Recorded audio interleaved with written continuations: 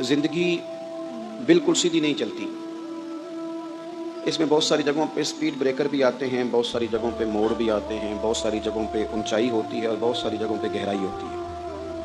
अल्लाह ताला ने मद्दो जज़र इंसानी ज़िंदगी का हिस्सा रखा है,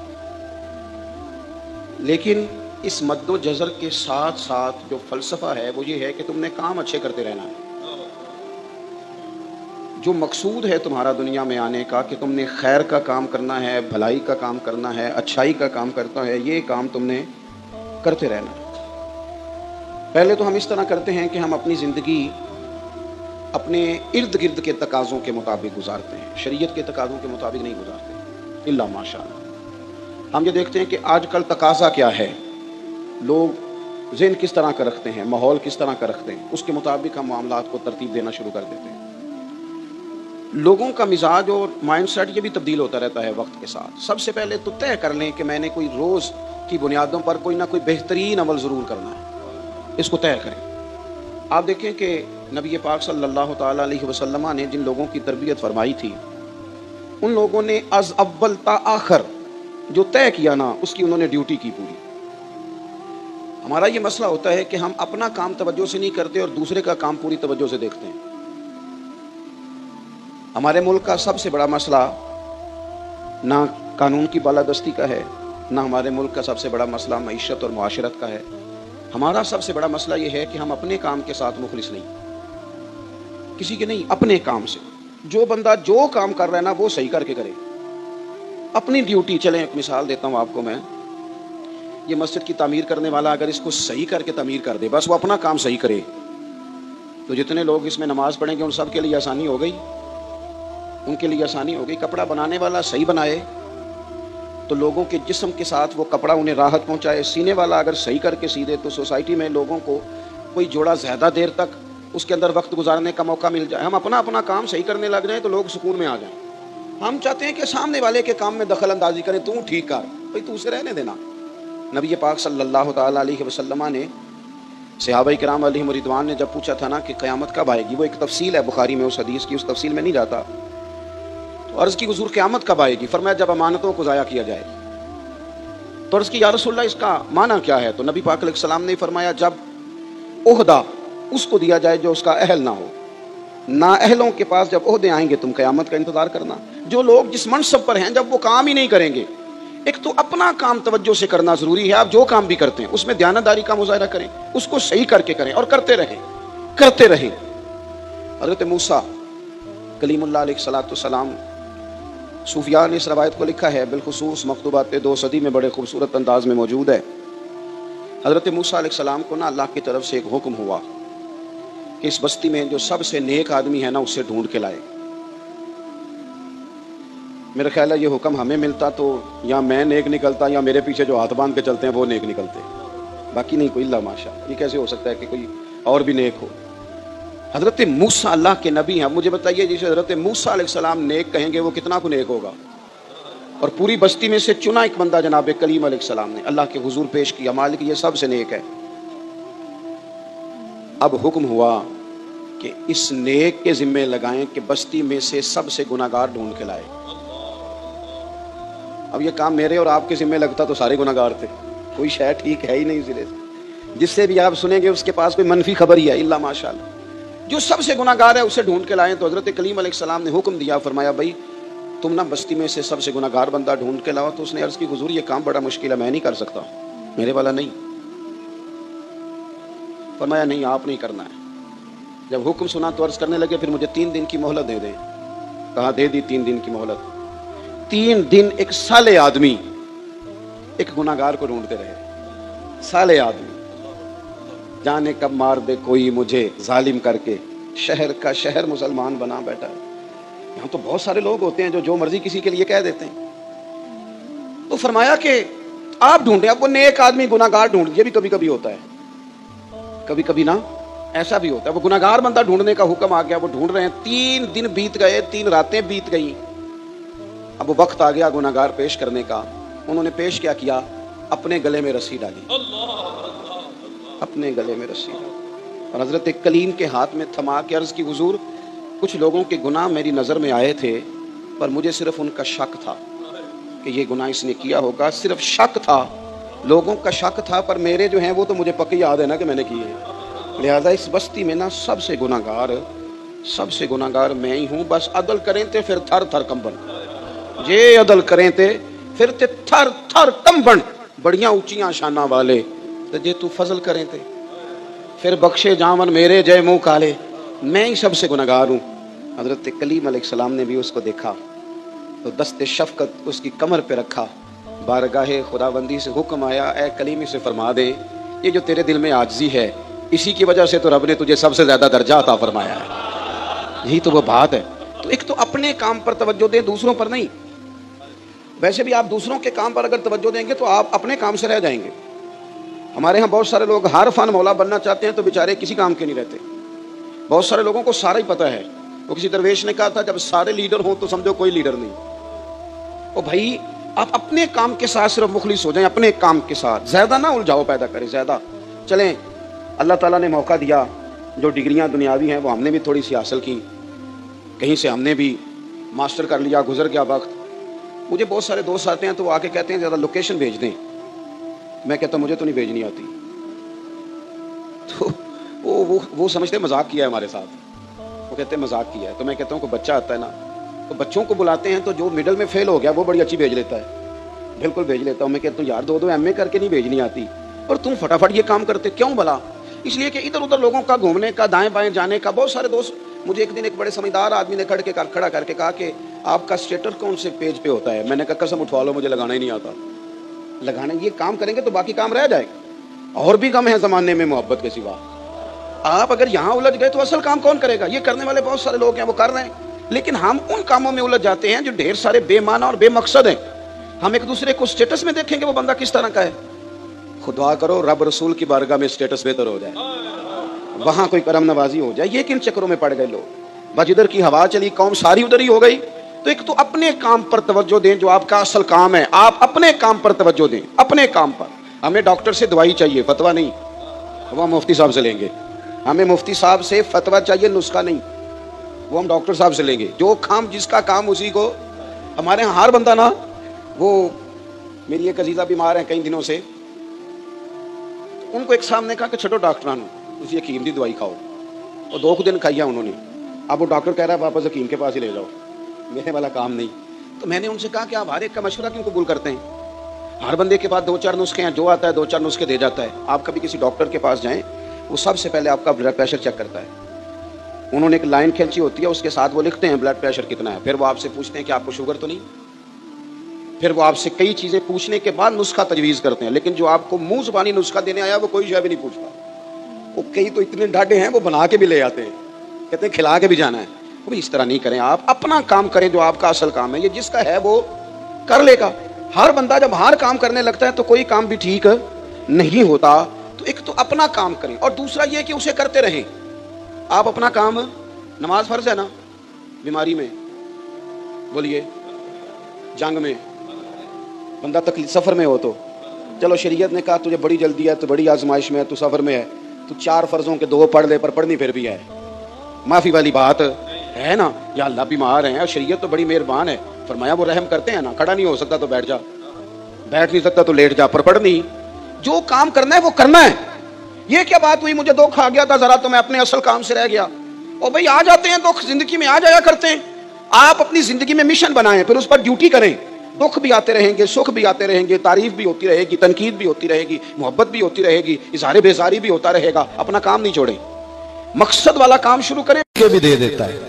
ہر آدمی ماں باپ کے ذریعے پیدا ہوتا ہے، اگر پیدا کرنا چاہے تو جناب عیسیٰ کو بغیر باپ کے پیدا کر دیتا ہے، اگر پیدا کرنا چاہے تو حضرت آدم کو بغیر ماں اور باپ کے پیدا کر دیتا ہے۔ جب یقین رکھیں، یقین، قرآن مجید پڑھیے،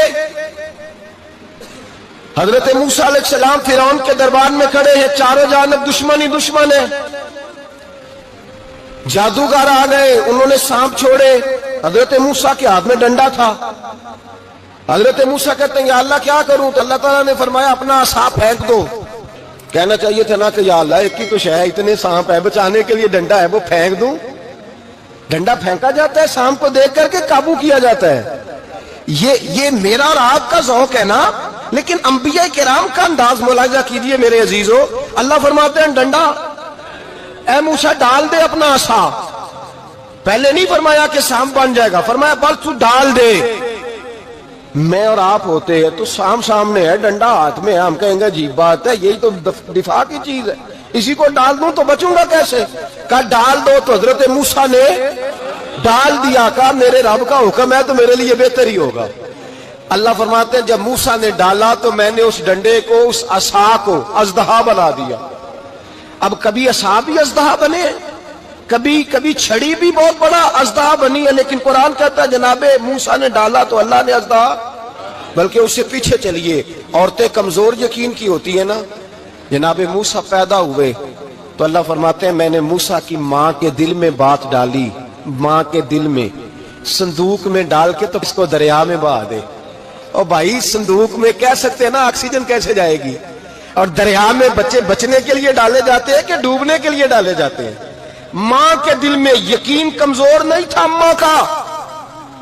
انبیاء کے ماں باپ موحد ہوتے ہیں, دین کو ماننے والے. ماں کے دل میں اللہ نے بات, اللہ قرآن میں کہتے میں نے وحی کی, میں نے القاء کیا, میں نے بات ڈالی. حضرت موسیٰ کی ماں کہتی ہے میں نے ڈال کے نا سمندر میں بیٹا, میں نے سمندر میں بیٹا ڈال کے صندوق میں بند کر کے رب کے حوالے کیا. آپ فرماتے ہیں میرے مالک کا بھروسہ کیا تو پھر میرے مالک کا کام دیکھو, کمال دیکھو. میں نے دریا میں ڈالا, اللہ نے فرعون کے گھر میں میرے بیٹے کی پرورش کرا دی. یہ یقین کہ حضرت موسیٰ کے پاس قوم آئی, قرآن پڑھیے, کہا جناب پانی چاہیے. وَإِذِ اسْتَسْقَىٰ مُوسَىٰ لِقَوْمِهِ, موسیٰ نے اپنی قوم کے لیے پانی مانگا. ہم نے کہا فَانْفَجَرَتْ مِنْهُ اثْنَتَا عَشَرَةَ عَيْنًا, اپنا ڈنڈا پتھر پہ مارو. عقل والا آدمی ہوتا تو اڑ جاتا, کہتا یا اللہ پتھروں سے بھی کبھی پانی نکلا ہے. اضرب بعصاک الحجر, مارو پتھر پہ ڈنڈا. اللہ کے نبی نے منٹ نہیں لگایا, ٹھا کر کے ڈنڈا لگایا. فَانْفَجَرَتْ مِنْهُ اثْنَتَا عَشَرَةَ عَيْنًا. اللہ فرماتے ہیں جناب موسیٰ نے ایک عصا مارا, میں نے 12 چشمے جاری کر دیے. تو لے تو اللہ کرتا ہے, اللہ کہتا ہے پڑھ نماز روزی دوں گا, کہتا ہے سوچتا ہوں. اللہ فرماتے ہیں آجا مسجد میں تیرا ہو جاؤں گا, کہتا ہے دیکھتا ہوں. رب فرماتا ہے تو میرے محبوب کی غلامی کر, میں تجھے محبوب بنا لوں گا. تو کہتا ہے تھوڑا بڑا ہو کے داڑھی رکھنی ہے, ابھی سیانا ہو کے میں ذرا سرٹیفکیٹ لے لو اسرائیل سے کہ کتنے سالوں کے بعد آئیں گے, پھر شروع کروں گا. پروگرام بنا رہا ہے, ابھی تو ارادے میں ہے. اللہ کے پیغمبر کا ڈنڈا, اور اس سے زیادہ آگے بات ہو گئی. پیچھے فوج لگی ہوئی ہے فرعون کی, مجمع ہے, ہزاروں لاکھوں کا لشکر لے کے, تلواریں نیزے. فرعون پیچھے, آگے دریا آ گیا. حضرت موسیٰ علیہ السلام کھڑے ہیں, اب کدھر جائیں؟ اللہ پاک نے فرمایا مارو ڈنڈا. کہاں؟ پانی پہ ڈنڈا مارو. اب حضرت موسیٰ علیہ السلام پانی پہ ڈنڈا مارے تو پانی ابھرے گا, اس سے زیادہ کیا ہوگا؟ پہلے پتھر پہ ڈنڈا مروایا تو پانی نکلا, اب پانی پہ ڈنڈا مروایا. فَإِذْ فَرَقْنَا بِكُمُ الْبَحْرَ فَأَنْجَيْنَاكُمْ وَأَغْرَقْنَا آلَ فِرْعَوْنَ. اللہ فرماتے ہیں موسیٰ نے پانی پہ ڈنڈا مارا تو میں نے پانی میں رستے بنا دیے. ایک جگہ ڈنڈا مارا تو پانی نکل آیا, دوسری جگہ عصا مارا تو پانی خشک ہو گیا. 12 چشمے بن گئے, 12 رستے بن گئے دریا میں سے. حضرت موسیٰ علیہ السلام گزر گئے, اور اللہ فرماتے ہیں فرعون بھی آیا تو اسے میں نے غرق کر دیا, اور وہ کھڑا دیکھتا ہی رہ گیا کہ بنا کیا ہے. یہ تو بات ہے حضرت موسیٰ کی, میرے مصطفیٰ کے غلام. حضرت سعد بن ابی وقاص قادسیہ کی جنگ کے لیے نکلے, رستے میں دریائے نیل آ گیا. حضرت سیدنا سعد بن ابی وقاص اب کہاں سفر طے کر کے آئے, کہتے ہیں پتہ ہی نہیں تھا کہ دریا آ جائے گا. اب دور دور تک پل کوئی نہیں. صحابہ کہتے ہیں دشمن للکار رہا, حضرت سعد بن ابی وقاص دریا کنارے کھڑے ہوئے, ایمان, یقین اور استقامت, ڈٹ گئے. کہنے لگے او دریا, اگر تو حضرت موسیٰ کی نافرمان قوم کو رستہ دے سکتا ہے, محمد عربی کے وفادار نوکر ہیں, ہم تو رسول اللہ کے ماننے والے ہیں. دشت تو دشت ہے, دریا بھی نہ چھوڑے ہم نے, بحر ظلمات میں دوڑا دیے گھوڑے ہم نے. فرمایا چھوڑ رستہ. صحابہ کہتے ہیں اس وقت ہم نے نعرے لگائے جب دریا نے رستہ ہی چھوڑ دیا. کہتے ہیں پھر اللہ رسول پر ہم ذکر کرنے لگے, درود پڑھنے لگے, دریا سے رستے بن گئے. فرماتے ہیں 10,000 کا لشکر گزر گیا. اس پار جب گیا نا تو حضرت سعد بن ابی وقاص نے پھر مجمع پہ نظر ڈالی، فرمایا کسی کی کچھ ہے تو نہیں رہ گئی پانی میں، کوئی دریا میں چیز تو نہیں رہ گئی؟ ایک صحابی کہنے لگے میرا مٹی کا پیالہ رہ گیا ہے۔ یار ذرا دیکھیے انداز دیکھیے، مٹی کا پیالہ، اور یار چھوڑ پرا، مٹی کا پیالہ کیا ہوتا ہے؟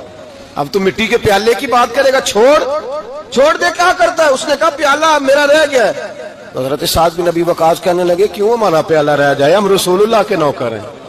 ایمان، یقین اور استقامت کی دولت۔ پھر دریا کی طرف دیکھا، کہنے لگے چل یار ہمارا پیالہ بھی واپس کر دے۔ صحابہ کہتے ہیں دریا کی لہر آئی اور پیالہ بھی واپس کر گئی۔ اور میرے بھائی، جب ایمان کی دولت، یقین کی دولت، اعتماد کی دولت، جو بابا کہتا ہے نا کہ معاذ اللہ تعالیٰ الو کا خون لے آؤ اور شیر کی کھلڑی لے آؤ، میں کالا پیلا نیلا جادو کروں گا، اس پر لوگ دوڑ کے جاتے ہیں، 50-60 ہزار روپیہ بھی دے آتے ہیں دوڑ کے۔ اور اگر کہا جائے کہ مسجد آؤ 4 رکعت نماز پڑھو، حاضری دو مسجد کی، تو کہتے ہیں معرفت والے ہیں، معرفت والے نمازیں نہیں پڑھتے۔ وہ کون سی معرفت ہے؟ یہاں اللہ کی بارگاہ میں جھکنے کا، چونکہ یہ لیٹ ہے نا، یہ پتہ نہیں جنت میں جا کے ملے گا، کب ملے گا، معاذ اللہ۔ لوگ دنیا داری کے معاملے میں پس جاتے ہیں۔ حکمران نے وعدہ کر دیا ہے سڑکیں پکی ہو جائیں گی، خوشحالی ہو جائے گی، موجیں لگ جائیں گی، لوگ لائنوں میں کھڑے ہیں ووٹ دینے کے لیے، اور تیرے رب نے کہا ہے تو مجھ سے ڈر جا، میں تیری دنیا بھی اچھی کر دوں گا، آخرت بھی اچھی کر دوں گا، تو ادھر آ میری بارگاہ میں جھک۔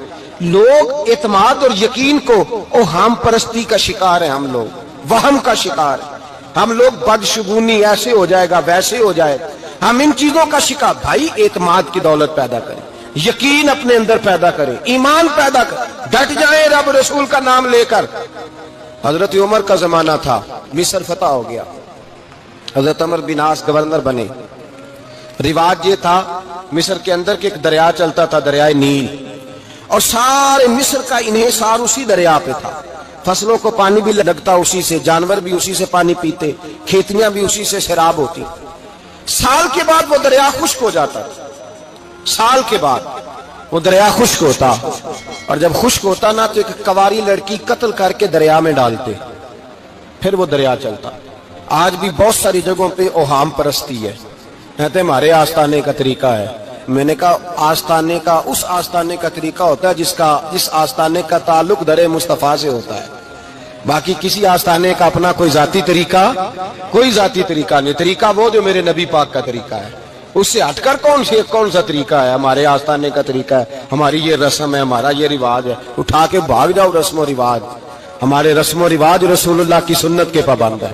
سارے بولیے صلی اللہ ہو، پھر ایک دفعہ پڑھیے درود شریف صلی اللہ ہو، 3 دفعہ کر لیں تاکہ تعداد ہو جائیں، صلی اللہ ہو۔ نبی پاک صلی اللہ علیہ وسلم کا طریقہ اصل طریقہ ہے۔ حضرت عمر فاروق کو جناب عمر بن عاص، اور کہتے ہیں کہ پکا طریقہ یہ تھا کہ جب تک لڑکی قتل کر کے ڈالتے نہیں تھے دریا چلتا نہیں تھا۔ حضرت عمر کو خط لکھا کہ حضور یہ معاملہ ہے، اور لوگ مجھے یہی کہتے ہیں، میں نے لوگوں کو سمجھایا ہے کہ اسلام ظلم کا حکم نہیں دیتا، ظلم کی اجازت نہیں دیتا، کیسے لڑکی قتل کی جائے، اب آپ بتائیں کیا کرنا ہے۔ حضرت عمر، ایمان، یقین، استقامت، پہاڑ ہے یہ لوگ۔ حضرت عمر نے 2 خط لکھے، ایک حضرت عمر بن عاص کے نام، دوسرا دریائے نیل کے نام، 2 خط لکھے۔ ایک خط لکھا دریا کے نام، ایک خط لکھا عمر بن عاص گورنر کے نام، گورنر کے نام خط لکھا تو فرمایا جتنے یہودی ہیں، عیسائی ہیں، کمزور ایمان والے، سب کو دریائے نیل پہ لے جا، اور میرا یہ دوسرا خط دریا میں ڈال دے اور سب کے سامنے ڈالنا۔ کہتے ہیں یہ خط پڑھنا چاہے تو تجھے اجازت بھی ہے، سنیے اور سر دھنیے اور سوچئے کہ اصل کمزوری کہاں آئی ہے۔ رمضان کے سب سے پہلے جمعے میں سب سے اہم موضوع چھیڑا ہے، کمزوری اور نقص واقعہ کہاں ہوا ہے۔ حضرت سیدنا عمر بن خطاب رضی اللہ تعالیٰ عنہ نے دریا کو مخاطب کر کے لکھا، ہو دریا، اگر تو کہتا ہے نا کہ لڑکی قتل کر کے پھینکی جائے گی تو میں رسول اللہ کا ماننے والا ہوں، میں ظلم نہیں ہونے دوں گا، ہمیں تیرے پانی کی ضرورت ہی کوئی نہیں، تو بے شک پانی نہ دے، اور اگر تو اللہ کے حکم سے بہتا ہے، اگر تو اللہ کے حکم سے بہتا ہے تو پھر اللہ کا بندہ اور مصطفیٰ کا غلام عمر تجھے حکم دیتا ہے کہ فوراً بہنا شروع کر دے، फौरन मिनट ना लगाना। हजरत सैयदना अमर बिन आस फरमाते हैं लश्करों के लश्कर लेके मैं दरियाए नील पे पहुंचा और भरे मजमे में जनाब उमर का खत मैंने डाला तो दरिया ने बहना शुरू कर दिया। फरमाते हैं दरिया बहने लगा और गैर मुस्लिम कलमा पढ़ना शुरू हो गए। लोग मुझे कहने लगे क्या दिखाया है जो कलमा पढ़ रहे हैं? तो मैंने कहा दिखाया कुछ भी नहीं, ये हजरत उमर के ईमान की कुव्वत की बरकत है कि बहुत सारे लोगों ने कलमा पढ़ना शुरू कर दिया। ये ईमान की कुव्वत। डरा हुआ मुसलमान, सहमा हुआ मुसलमान, ये कभी अमेरिका के पीछे भागता है, कभी यूरोप के पीछे भागता है, कभी उधर जाता है, कभी इधर जाता है। अपनी दुनिया आप पैदा कर अगर जिंदों में है। सिर्र आदम है, ज़मीर कुन फिका है जिंदगी। जब ईमान की ताकत पैदा होती है, जब कुव्वत पैदा होती है, फिर इंसान के इखलाक समझ जाते हैं, फिर उसका नजरिया सीधा अल्लाह रसूल की जात पर जाके खड़ा होता है। जिन्हें आजमाया गया था हजरत अबू बसीर रदी अल्लाह ताला।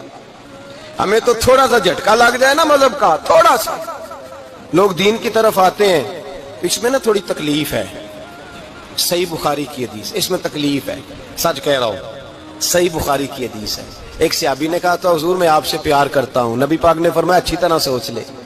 मैं सोनिया नहीं प्यार है। फरमाया चल फिर सोच ले। हुजूर बड़ा प्यार, मैं सोच ले। कहा महबूबा बड़ा प्यार है। तो नबी पाक ने फरमाया फिर तैयारी कर ले। जिस तरह गहरी जगह पे पानी तेजी से आता है, तेरी तरफ मुश्किलात भी तेजी से आएंगी, तेजी से। ये शहादत का है उल्फत में कदम रखना।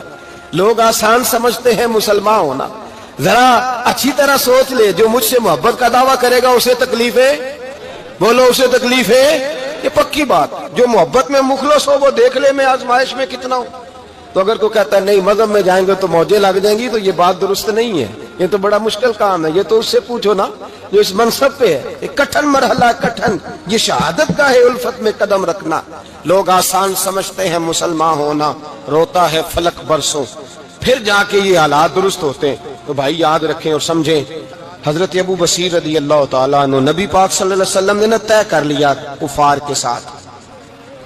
हुदैबिया की जंग हुई तो फरमाया अगर कोई मुसलमान मक्के चला जाएगा तो काफिर कहने लगे हम वापस नहीं करेंगे, और अगर कोई कलमा पढ़ने वाला सताया हुआ मुसलमान मदीने आएगा तो मुसलमानों को वापस करना पड़ेगा। मुसलमान अपना बंदा नहीं रख सकते। और मुसलमानों का कुछ शख्स गलती से भी मक्के चला गया तो मक्के वाले वापस नहीं करेंगे। हजरत अबू बसीर रदी अल्लाह ताला अन्हु सहाबी थे। बाप ने, भाई ने, मल्ले वालों ने कैद किया हुआ था कलमा पढ़ने की वजह से। पैरों में जंजीरें थी, बेड़ियां थी। किसी तरीके से जेल तोड़ के दौड़े, मदीने पहुंचे। कहते हैं रास्ते में किसी आदमी के साथ घोड़े पे कुछ देर बैठा, फिर पैदल चला। सहाबा कहते हैं इतना दर्दनाक मंजर बड़ा कम हमने देखा। अबू बसीर जिस गली से गुजरते वहां खून फैल जाता, उनकी टांगे खून से कटती, वो जंजीरें बंधी हुई। दरे रसूल पे हुजूर मैं भाग के आया हूं। कहते अभी नबी पाक सल्लल्लाहु अलैहि वसल्लम उनकी बात सुन ही रहे थे कि पीछे से कुरैश के 2 सिपाही भी आ गए। कहने लगे ये भाग के आया है और आपका वादा था कि आप वापस करेंगे। चश्मे ज़दन में जरा सोचना, चश्मे ज़दन में थोड़ी देर के लिए गौर करना कि हमें हमारा उस्ताद, हमारा पीर धुतकार दे के जा दौड़ जा, तो कहते हैं बिस्मिल्लाह जनाब ये जा रहे हैं। ईमान की पुख्तगी देखें, उसने तो हमें निकाल ही दिया जी, वो कैसा बंदा है। यहाँ तो किसी के यहाँ कोई फातिहा पढ़ने ना जाए तो लोग बिगड़ जाते हैं। कहते उसने सलाम नहीं ली, फातिहा नहीं पढ़ी, बस खत्म, उसको एहसास ही नहीं। हजरत सैयदना अबू बसीर सामने खड़े, सामने 2 सिपाही आ गए। जरा देखिए ईमान की पुख्तगी, ईमान, यकीन और इस्तिकामत। इमाम बहकी ने दलाइल के अंदर लिखा है, फरमाते हैं नबी करीम सल्लल्लाहु अलैहि वसल्लम ने उनकी तरफ देखा तो हुजूर की मुकद्दस आंखें आंसुओं से भर गई। हुजूर ने फरमाया अबू बसीर तेरी तकलीफ मुझे नजर आ रही है, पर मैंने वादा किया हुआ है, मैंने वादा। भाई यहां डट के रहना बड़ा मुश्किल है, यहां कायम रहना बड़ा कठिन मरहला है। यहां आजमाइश के मौके पर दीन पर उन्होंने तो रखा ही नहीं। लोग ताने देते हैं, बातें करते हैं, रखा ही नहीं, तू फिर उनका बनता है। हुजूर ने फरमाया तुझे जाना पड़ेगा। सहाबा कहते हैं पूरे मदीने में ऐसे था जैसे शोक का समा हो। जब वो 2 सिपाही हजरत अबू बसीर को पकड़ के ले जा रहे थे तो वो पलट पलट के पीछे देखते थे, पलट पलट, पैरों में खून है, आंखें आंसुओं से भरी हुई। फरमाते हैं जब वो पलट रहे थे तो मदीने की गलियां भी रो रही थी। میرے نبی پاک جب وہ آنکھوں سے اوجھل ہو گئے تو حضور بیٹھ گئے زمین پہ. نبی پاک نے رونا شروع کر دیا. فرمایا اللہ تو نے اس شخص کی مدد فرمانی ہے, اس پر کرم کرنا ہے, اللہ اس کا خیال فرمانا. اس کے لیے دعا کی. حضور روئے. حضرت ابو بصیر باہر نکلے تو وہ جو کافر تھے نا وہ کہنے لگے تو بڑا بنتا تھا ان کا, انہوں نے تجھے رکھا نہیں, تجھے رکھا بھی نہیں. تو حضرت ابو بصیر نے تھپڑ مارا منہ پہ. کہنے لگے میں وہ نہیں جو تھوڑی سی بات سے بدل جاؤں, ایمان یقین اور استقامت کی دولت ملی ہوئی ہے. آپ فرمانے لگے میرا تو ایمان اور پختہ ہو گیا ہے کہ میرا نبی اپنے وعدوں کا بڑا پابند ہے, میرا رسول اپنے وعدوں کا بڑا پابند ہے. حضرت ابو بصیر کہتے ہیں مدینے کی سرحد گزر گئی تو میں نے کھینچی تلوار ان میں سے ایک سپاہی, اب آؤ میرے مقابلے میں جس نے آنا ہے. ایک کو مارا, دوسرا بھاگ گیا. فرماتے اب میں مکے جا نہیں سکتا تھا, جاؤں گا تو وہ زیادہ ماریں گے. مدینے حضور نے قبول نہ فرمایا. فرماتے ایک جنگل میں جا کے العیس نام کی ایک بستی تھی, وہاں ڈیرا لگا لیا. دریا کے کنارے پانی پی لیتا, پتے کھا لیتا. تن تندور ہڈاں دا بالن تے اسی ہاواں نال تپایا, کپ کپ مکیاں پیڑے کیتے تے اتوں صبر پلیتھن لایا. تن دی ہانڈی تے من دا سالن اتے لون صبر دا پایا. غلام فریدا وے میں ساری تیری, غلام فریدا وے میں ساری تیری, تینوں اجے یقین نہیں آیا. فرماتے سالوں پتے کھائے, اب جو بھی وہاں سے تنگ ہوتا وہ میرے پاس آ کے پناہ لیتا. جس کو مکے والے مارتے میرے پاس آ کہتے تانے دینے والے آگے کہتے ہو تم کس طرح کے نوکر ہو, تمہیں تو انہوں نے رکھا ہی نہیں. ہم نے کہا چپ کر جا, وہ ہمارے آقا ہیں, وہ ہمارے آقا ہیں, رکھیں تب بھی ٹھیک ہے, نہ رکھیں اللہ اکبر. ایمان دیکھو, قوت دیکھو. جڑیاں خصماں دی وچ رضا وسن بھاگ جاگ جاندے انہاں گولیاں دے تے میں گڈی ہتھ ڈور سجن دے, او جنج رکھے اونج رہنا ہے.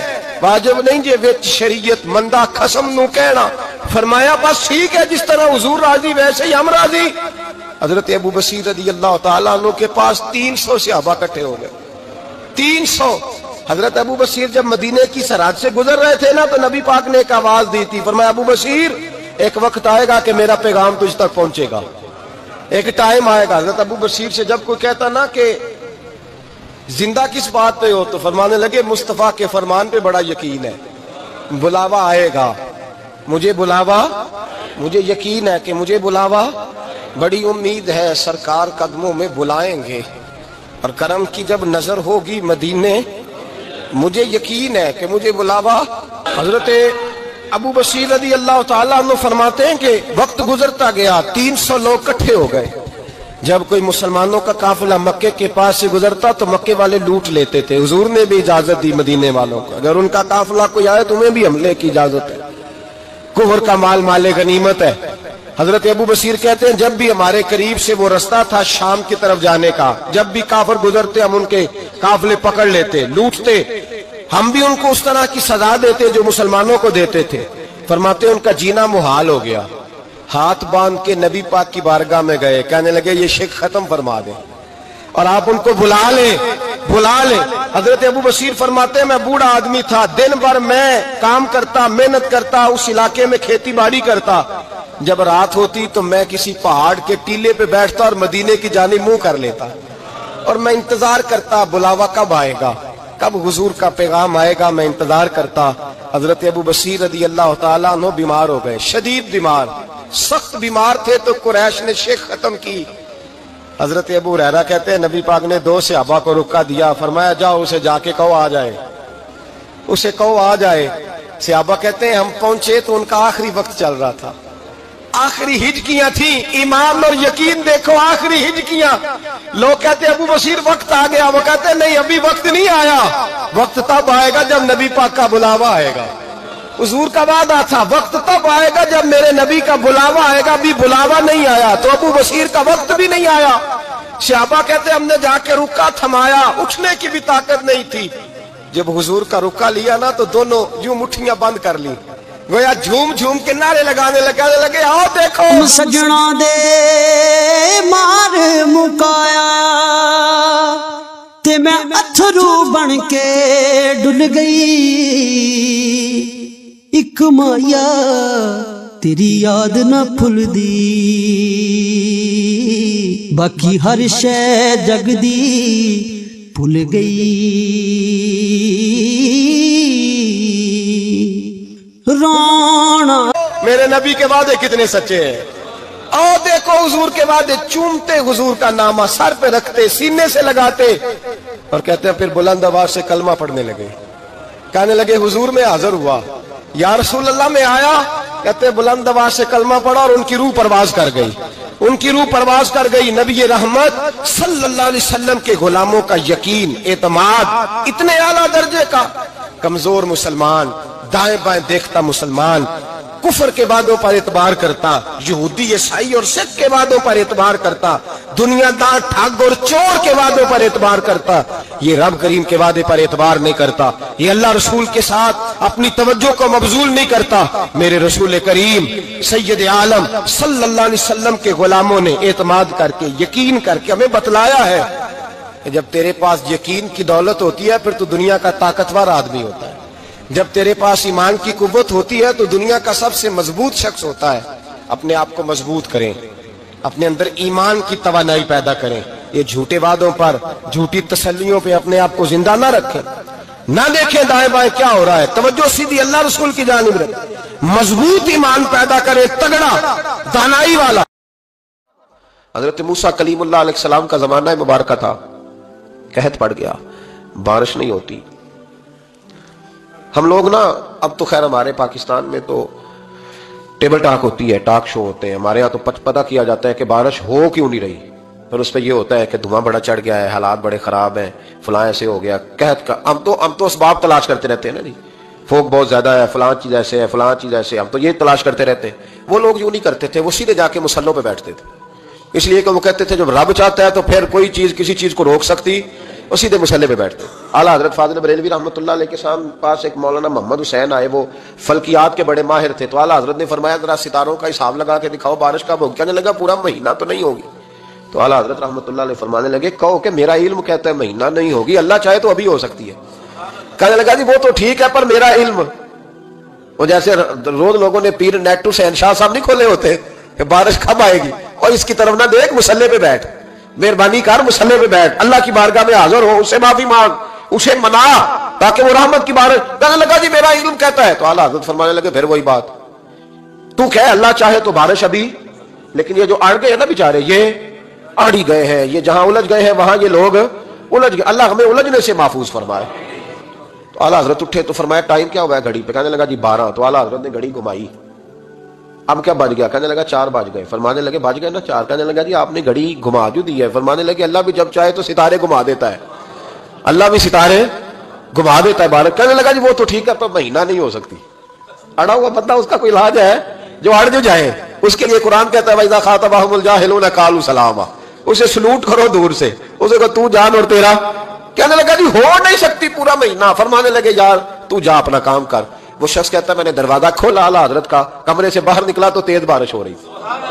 वापस आया तो मैंने कहा अहमद रजा ये अकीदा कहां से लिया है। फरमाया दरवाजा मुस्तफा से लिया है सल्लल्लाहु अलैहि वसल्लम। तो याद रखें कि अल्लाह को मनाना चाहिए, इस्तिगफार करना चाहिए, उसकी बरकत। हजरत मूसा सारी कौम को लेकर निकल गए। आओ भाई मैदान में अल्लाह की बारगाह में इस्तिगफार करें और बारिश का सवाल करें, बारिश मांगे। जब बाहर निकले देर तक दुआएं होती रहीं तो हजरत मूसा अलैहिस्सलाम को रब करीम ने वही फरमाई कि मूसा आपकी कौम में ना एक शख्स है जिसको 40 साल हो गए नाफरमानी करते, उसने रब से सुलह नहीं की। कितने लोग हैं? एक। और 40 साल से वो नाफरमान है, उसको मजमे से निकाल तो बारिश हो जाएगी। अगर एक गुनाहगार की वजह से बारिश रुक जाती है और जहां दरवाजे खुले हुए हो, जहां तन्हाइयां खौफनाक हो, और जहां तबाही उतरी हुई हो, और जहां लोग करोड़ों रुपया माल हड़प कर गए हों, और जहां उलमा को हथकड़ियां लगा के ठंडी जमीनों पे लिटा दिया जाए और कौम कह रही हो अच्छा हुआ अच्छा हुआ, और लोग फबतियां उड़ा रहे हो, मजाक कर रहे हो, तो फिर उस कौम पे किस तरह करके फजल इलाही। और ये मौलवी का मामला नहीं, ये तो मिंबर रसूल का मामला है। मेरे मुस्तफा ने ये नहीं कहा पीर मेरा वारिस है, हुजूर ने फरमाया आलिम मेरे दीन के वारिस है। हाँ हुजूर ने फरमाया जिसने आलिम के चेहरे का दीदार किया समझे मैंने अपने नबी की ज़ियारत की है। लेकिन यहां तो खैर ये उन्मान नहीं, वरना मैं इस पर जाता। हाय تو کہا ایک بندہ ہے 40 سال سے اللہ کی نافرمانی کر رہا ہے، وہ اگر نکل جائے تو بارش ہو جائے گی۔ حضرت موسیٰ نے اعلان کر دیا بھی ایک شخص ہے، وہ اگر نکل جائے تو بارش ہو جائے گی۔ پتہ تو ہوتا ہے نا سب کو، مجھے بھی پتہ ہے کہ میں اندر سے کیسا ہوں، اور آپ کو بھی خبر تو ہوتی ہے نا جی۔ جب بات ہو رہی ہوتی ہے تو پھر پتہ تو چلتا ہے نا کہ بات کہاں جا کے سیٹ ہو رہی ہے، پتہ چلتا ہے نا۔ اسے بھی چل گیا پتہ، اب اندر ہی اندر رونے لگا۔ اور دیکھو امام راضی اور امام غزالی دونوں نے لکھا ہے کہ اس درد سے رویا، اس درد سے کہ ادھر والے کو بھی پتہ نہ چل جائے، مجمع کے اندر کھڑا ہے اور ادھر والے کو بھی استغفار، دیکھو ادھر والے کو بھی پتہ نہ چل جائے اور ادھر والے کو بھی کہیں ہجوم غم میں بھی توہین ضبط غم نہ ہوئی، ہم اس احتیاط سے روئے کہ آنکھ نم نہ ہوئی۔ ہجوم غم میں بھی توہین ضبط غم نہ ہوئی، ہم اس احتیاط سے روئے کہ آنکھ نم نہ ہوئی، روئے بھی پر کسی کو آنسو نہیں دیکھنے دیے۔ اب اس درد سے کہتا ہے اللہ تو معاف کرنے والا ہے نا، تو معاف کرتا ہے، پردہ پوشی کرتا ہے، اور مالک اگر لوگوں کو پتہ چل گیا تو میرے تو بچوں کا بھی جینا حرام کر دے گا، یا اللہ میری تو آنے والی نسل بھی تڑپ کے وقت گزارے گی۔ مالک تو معاف کر دیا کرتا ہے، لوگ نہیں معاف کرتے، اے اللہ یہ میری خوبیاں بھول جائیں گے، میری خامیوں پر بات، مالک میں یہ ذلت نہیں برداشت کر سکتا، فضل فرما۔ حضرت موسیٰ نے دوبارہ اعلان کیا، نکلتے ہو کہ نہیں نکلتے؟ پھر تڑپا، خدا بندہ مجھے بے آبرو نہ کر، یہ ذلت اور رسوائیاں یہ نہیں برداشت ہوتی، اللہ درگزر۔ حضرت موسیٰ نے تیسرا اعلان کیا، نکلتا ہے یا میں پھر اس کا نام لوں؟ اللہ سے پوچھ کے نام لوں اس کا، بتاؤ کون ہے؟ اب تو تڑپ گیا، کہنے لگا مالک میں تیری بارگاہ میں استغفار کرتا ہوں، آئندہ نہیں کرتا، آئندہ نہیں کرتا۔ یہ لفظ ادا کیے، بندہ کوئی بھی نہیں نکلا، رب کریم نے بارش عطا کر دی، تیز بارش جب برسی نا، تیز بارش، تو لوگ تو نہیں دیکھ کے دوڑ گئے۔ تو حضرت موسیٰ کہنے لگا یا اللہ مجھے بھی تو بتا، تو نے کہا تھا کہ جب تک بندہ نہیں نکلتا بارش نہیں ہوگی، تو نکلا کوئی بھی نہیں، بارش ہو گئی، ماجرا کیا ہے؟ تو رب کریم نے فرمایا موسیٰ بس اس نے مجھ سے صلح کر لی، اس نے مجھ سے صلح کر لی۔ اور امام غزالی نے لفظ لکھے، حضرت موسیٰ نے پوچھا، حالانکہ اللہ اپنے نبیوں کو غیب کے خزانے دیتا ہے، پوچھا کہ اے اللہ مجھے اس کا نام بتا دے، تو رب کریم نے فرمایا موسیٰ جب گناہگار تھا تب نہیں کسی کو بتایا، جب پاپی تھا تب نہیں بتایا، جب مجرم تھا تب نہیں بتایا، اب کیسے بتا دوں؟ فرمایا اس کی میری صلح ہو گئی ہے، اور فرمایا جو بارش نہیں نہ ہو رہی تھی وہ بھی اس کی وجہ سے نہیں ہو رہی تھی، اب جو ہوئی ہے نا تو یہ بھی اسی کی وجہ سے ہوئی ہے، یہ بارش اب جو ہوئی ہے تو یہ بھی اس گناہگار کے سبب سے۔ اپنی راتیں اللہ کے ساتھ گزارے، مصلی پہ بیٹھے۔ میرے صاحب رحمۃ اللہ علیہ سے جب کوئی کہتا نا کہ بڑا پریشان ہوں تو کچھ بتائیں، تو فرماتے آج رات مصلی پہ بیٹھ کے اپنے رب سے بات کرنا، میں بھی بات کروں۔ بندوں کو دکھ بتانے سے عزت میں کمی آتی ہے، اور اگر اللہ کو بندہ اپنے دکھ بتائے تو اللہ عزتیں بڑھا دیتا ہے۔ ترمذی شریف کی حدیث ہے، نبی پاک علیہ السلام نے فرمایا اگر تو دنیا داروں کو دکھ بتائے گا تو اللہ تجھے غنی نہیں کرے گا، اور اگر تو اپنے رب کو بتائے گا تو اللہ بڑی جلدی تجھے دنیا سے بے نیاز کر دے، تجھے لوگوں کی ضرورت نہیں رہے گی۔ استغفار کریں، کثرت سے کریں، ذوق سے کریں، مصلی آباد رکھیں۔